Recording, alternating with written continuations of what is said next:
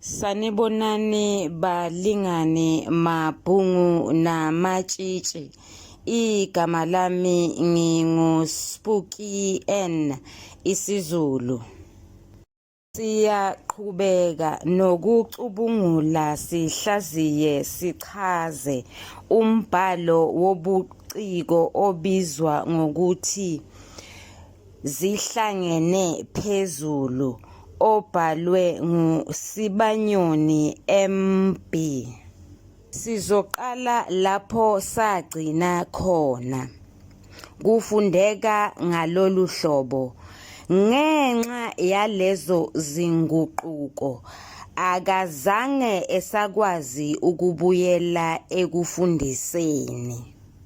Wagcina esesebenza ezinkampanini ezihlukene, kepha inkampani yokugcina yilapho aphelelwa khona ngumsebenzi.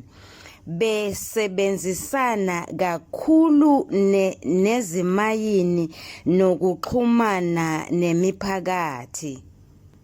UNjiyela ulahlekelwa ngumsebenzi nje kungenxa yokuncipha kwamathuba okwenza ibhizinisi nezimayini.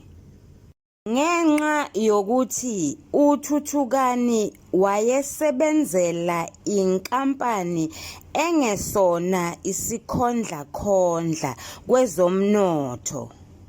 Ngeshwa elikhulu izembe lakhala nakuye. Kwabe ukuqala kwezinhlupheko nokuxega kwezinsika zomsamo wasekhaya. Leyo ngcindezi yokulahleka komsebenzi yadala ukushuba kwesimo emzini wakhe. Kwase kungasekho nokubekezelelana, sebehlala njalo ngokuxabana benoLetheni unkosikazi wakhe. Ngolunye usuku wacishe walala ebaliwe uThuthukani, ethukutheliswe nguLetheni ofike ekhaya sekuphakathi kwamabili ekhasa ngamadolo ngenxa yokwesutha ngokweqile amanzi amponjwana. Ngalelo langa uLetheni ebuya ngesikabhadakazi.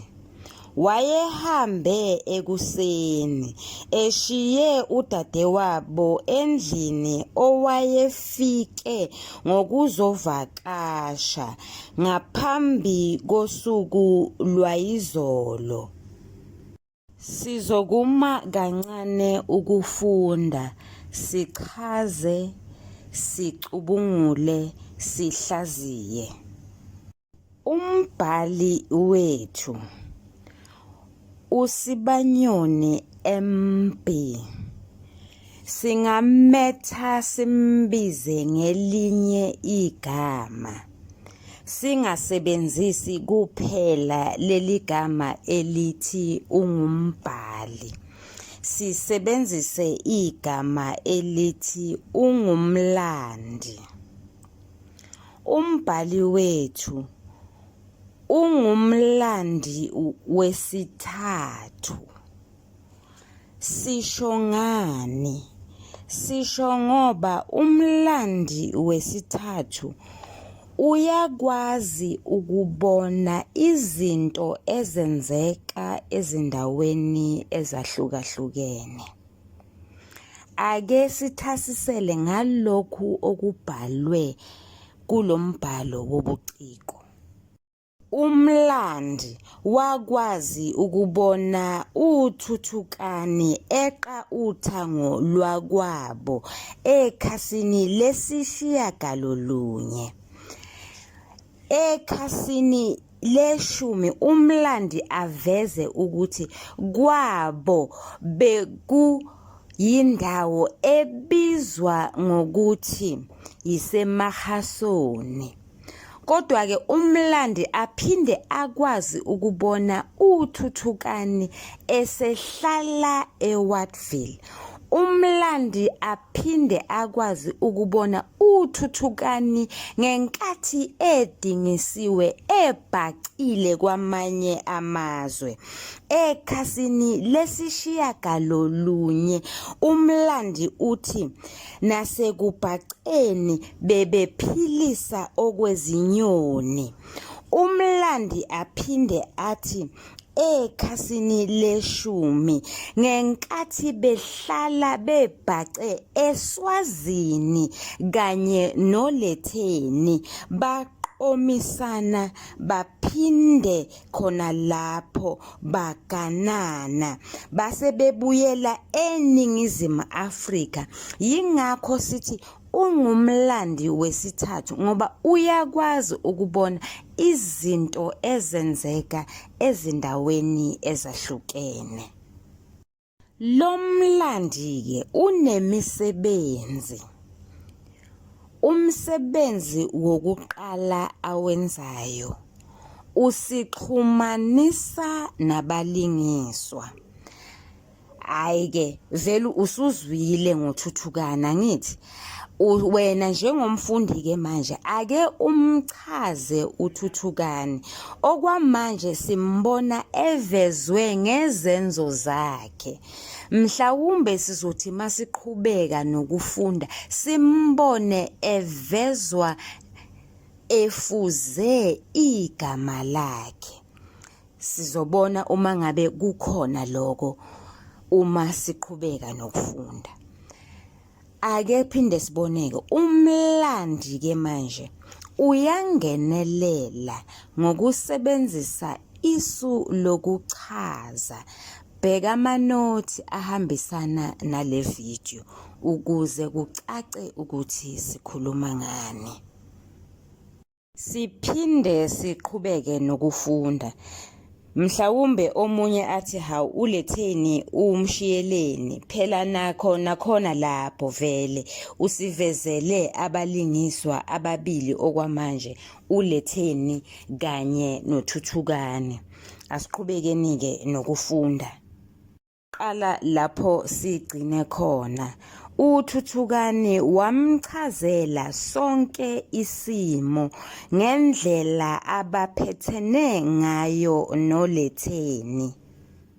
Kwenzeka kwalesi sigameko phambi kukadadewabo uNobesuthu kwakuqinisekisa lokho ababexoxa ngakho emini. Acishe wafa uThuthukani ebona umkakhe eyimpuphu wukudakwa. Wafuna ukwazi ukuthi uqale nini ukuphuza utshwala. Wabe uyinyathele emsileni kunkosikazi wakhe uLetheni. Wakhipha lonke ilaka lakhe lokungaphatheki kahle lapha ekhaya. Ebiza uThuthukani ngoqhwayilahle omhlukumezayo. Washo nokuthi usekhathele ukondlana nendoda endala engenamzamo walutho. Yisona sikhathi lapho uThuthukani wawaqonda khona amazwi ayehlala ekhulunywa ngugogo wakhe ukuthi uma ufuna ukubona umuntu ukuthi ucabangani ngawe mnike utshwala. Sizokuma kancane ukufunda. Bafundi, phambilini sithena isu lokujeqeza emuva silibona ngokusetshenziswa kwegama elithi khumbula, ngakhumbula, ngiyakukhumbuza, njalo njalo. Kodwa-ke phela kufanele sihlakaniphe. umbhali kungenzeka angalisebenzisi igama elithi khumbula, kodwa alibeke noma asebenzise amanye amagama. Lokho kufanele sikwazi ukukubona. Lapha umbhali kuloku nje esiqeda kukufunda manje, umbhali uthi uThuthukani wawaqonda khona amazwi kagogo wakhe, yileso sikhathi awaqonda khona. Phela lapho umbhali usesebenzise isu lokujeqeza emuva, noma engashongo ukuthi uThuthukani wakhumbula wawakhumbula amazwi kagogo wakhe, kodwa uthi wawaqonda. Lelo gama lelo nje elithi wawaqonda singaliyamanisa negama elithi wawakhumbula. Asiqhubekeni-ke nokufunda. uLetheni wakhipha konke okusesifubeni sakhe washiya alikhohliwe. uLetheni ebona ukuthi ithunga lizogcwala amanzi, waqala waklabalasa egcekeni wagcina ephume ngesango. Ngaleso sikhathi umsindo wabe usubamba izinkanyezi, nomakhelwane sebecijise izindlebe ngoba phela akumgcaco ungenazibukeli.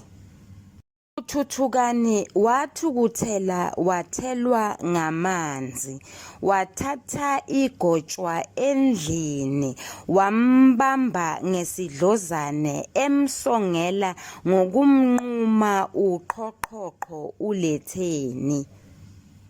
Ethuswe ukubona umyeni kadadewabo ephethe ummese, uNobesuthu waphuma wabaleka, wantantathekisa eluqanduqandu okomuntu onethika eyocela usizo komakhelwane.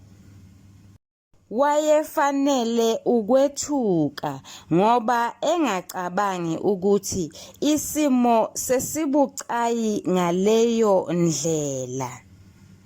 Kwakuphele nasozwaneni kudlala incele entokazini. Wayezisola ukuthi kade ezokwenzani emzini osuphenduke inkundla yempi. Ingabe sihlavasini esingene emzini okwakukade uhlonipheke ngalendlela exakile. Kwakungumuzi ozothile, kanti akubuhle bomuzi yinto ongayazi. Ingabe ngempela yingcindezi yokungasebenzi kukaThuthukani, noma sekukhona okushaya amanzi? Wayezibuza eziphendula uNobesuthu, kepha engakwazi ukuthola impendulo ayidingayo. Kwakumthusa kakhulu ukwazi ukuthi uThuthukani ungumuntu olilandelayo futhi olihloniphayo isiko. uThuthukani uwazi kahle umphumela wokuphakamisa isikhali ekhaya. Uyazi ukuthi igceke liyahlonishwa ngoba kuneziqonga zomsamo wezalukazi namakhehla angabanikazi balomuzi. Konke lokhu kwamfakela elikhulu ixhala uNobesuthu. Sizokuma kancane ukufunda, sichaze, sihlaziye, sicubungule. Lapha sesisemzimbeni walombhalo wobuciko, ngoba sikubonile ukubhebhetheka kodweshu. Kodwa-ke manje sesibheka isixakaxaka. Siyababona abalingiswa bethu abathathu, uThuthukani, uLetheni noNobesuthu. Bobathathu bavezwe banezinkinga. Ake siboneke. uThuthukani unenkinga yokuthi nanguLetheni usefika uphuzile, uphuze ngokweqile futhi. Nangu uLetheni unenkinga yokuthi usekhathele ukondla indoda engasebenzi. Nangu uNobesuthu unenkinga yokuthi udadewabo uyaphuza. uThuthukani uphakamisa isikhali emzini wamakhehla nezalukazi ngoba phela kuneziqonga zomsamo. Lokho-ke kuyisixakaxaka. Sishilo ngenkathi siqopha ividiyo yokuqala sathi isixakaxaka izinkinga eziqhamuka nxazonke, zingathinti kuphela umlingiswa ovelele noma omkhulu, kodwa zithinta nabanye abalingiswa. Zoqhubeka nokufunda. Wayesebona kahle ukuthi sekufanele izinyawo zigcwale udaka, angaze athelwe ngamachaphazela ngenxa yokubambana ngezihluthu kucabene uBendle lapha kwaNjiyela. Wayephinde azikhuze ukuthi angasishiya kanjani isimo udadewabo ehlezi lubhojozi ngalendlela. Khona ubengasathokozile kwayena uNobesuthu emzini kadadewabo ngoba esebone izimpawu zokungasamthakaseli kahle. Wakuphawula kwamphatha kabi lokho uNobesuthu. Phela wayezovakasha lapha ngoba enezinkinga emendweni wakhe. Ukungasathokozi kwakhe ukususela esenzweni sokuthi udadewabo umshiya lapha endlini, yena agcwale amathafa nabangani bakhe. Iningi labo lalingaganile. Uyaqala nokubona ukuthi kanti uphuza adakwe ngalendlela uLetheni. Kayikho indoda engayimela into enje. uNobesuthu ungene nezicabha emzini kaMnumzane Mvunge Mqethuka ongumakhelwane kanti uyiphoyisa likamasipala. Wayehluleka nokukhuluma ngenxa yovalo. Naye uMnumzane Mqethuka akazange apholisa amaseko, wabiza ezikadalawane ngoba ecabanga ukuthi kukhona ohlasela umakhelwane wakhe. uMnumzane Mqethuka uphuma kwakhe nje wangena egulukudela lapha kwaNjiyela. Phuthuma nje uphethe eyakhe inhlokohlela, izulu lezandla phela. watheneka amandla ethola uThuthukani engaphethe lutho esandleni ezimele nje emnyango. Ungaphika ukuthi kade elwa umfokaNjiyela, kepha ukuhefuzela yikhona okwakumceba. Kwenzenjani Thuthukani? Udliwa yini mfowethu? Kubuza uMvunge Mqethuka.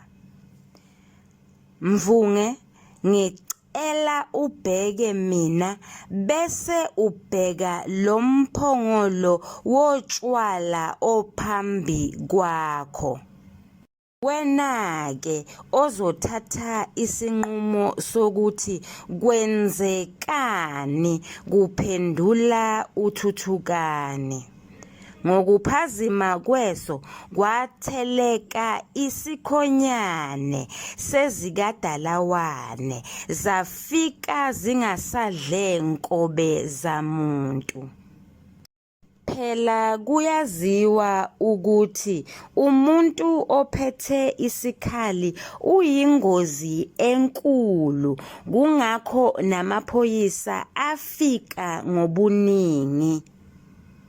Zifika nje ezikadalawane, iqubula lomlilo selithe ukudamba, kepha uLetheni waphenduka upelepele ngenkathi ebona amaphoyisa.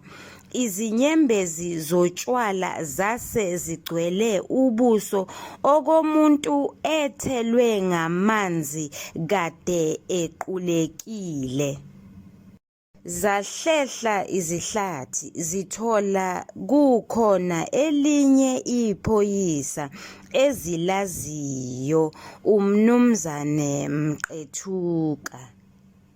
UMqethuka wacela ukuthi badlane indlebe ngasese nomphathi wamaphoyisa. UMqethuka wahlongoza ukuthi kuhle amaphoyisa alalele udaba kuqala ngaphambi kokuthi amfake amasongo kaSigonyela uMnumzane walapha ekhaya uThuthukani. Nangempela kwasiza lokho ngoba aqala ukulalela udaba lukaLetheni ebholoza aluhlaza cwe ethi uthole uThuthukani eqabulana nodadewabo lapha endlini. The nxa ebuza uThuthukani wabhoka ngolaka esho ukumqeda ngomese. Kwakubona nengane ekhasayo ukuthi usenga ezimithiyo uLetheni waNtsondo. Abanye omakhelwane ngokwazi indlela uThuthukani aphila ngayo futhi aziphethe ngayo bayifunda ivaliwe ukuthi ngamampunge phela lawo. Ukheqeza aluhlaza cwe, abanye bebambe isamuku ngohubhu kabhejane omhlophe, bemphikela uThuthukani ukuthi ngeke akwenza lokho. Kukhona ababeqhwebana bengqumuza okuthile, besho ukuthi nokuba uThuthukani uyenzile lento, uyalayeka uLetheni ngoba udakwe yintuthu yobukhansela, akalaleli muntu kanti akahlali nasekhaya. Sizokuma kancane ukufunda, sihlaziye, sichaze, sicubungule. Siyalubona udweshu olwethuliwe. uThuthukani noLetheni bayalwa, bayangqubuzana. Le ngxabano ekhona phakathi kwabo isuswa ukuthi uLetheni akasanaso isikhathi sokubhekana nezindaba zomuzi wakhe ngegama lokuthi wenza umsebenzi wobukhansela, isisusa sodweshu-ke leso. Okwesibili, uThuthukani uselahlekelwa ngumsebenzi, ukubhebhetheka kodweshu-ke lokho. Okwesithathu, uLetheni usefika ekhaya eyimpuphu nje edakiwe ngokweqile. Sixakaxaka-ke leso. Nabanye-ke abalingiswa sebeyangena-ke manje kusixakaxaka ngoba nabo bavezwe benezinkinga. Angithi bafundi nani balingani, kufanele ukuthi izigameko sikwazi ukuthi zilandelana kanjani, ngoba ukhona umbuzo omude omayelana nokulandelana kwezigameko. Ngakho-ke asiqaliseni ukuthi lokhu sikwenze ekuqaleni nje incwadi iqala sikujwayele. Kwenzele ukuthi uma ngabe sesenza lowo mbuzo siyobe sesijwayele ukwenze njalo ukuthi izigameko sizibeke ngononina. Ake sime lapha okwanamhlanje. Uma nje ungathi uyabuyekeza, senze umsebenzi womlandi, senza isixakaxaka, saphinde sabuka ukulandelana kwezigameko. Sizothi ngokuzayo sibheke umoya nengwijikhwebu. Siyabonga, siyathemba nihlomulile, nisale kahle, ningakhohlwa ukusubscribe. Sinamashaneli 3. Siyabonga.